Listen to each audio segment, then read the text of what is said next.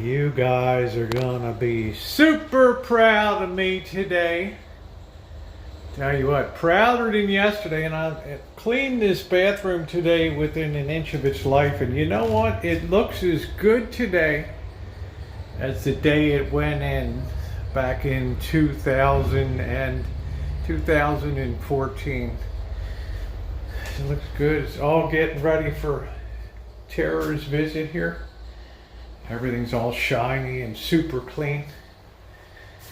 And if you guys want to see the building of this bathroom, it's very interesting because it actually has a below grade shower floor here. There used to be a bathtub here. But because of Missy Jen's disability, I wanted to have something that would have a shower seat in it and would be a little easier to use in a bathtub. So I actually lowered the floor down here. And I will put a link to the playlist. You guys might want to check that out. I think it's fascinating. Not many people know how to do a barrier-free shower, but this is really proven to have a lot of worth.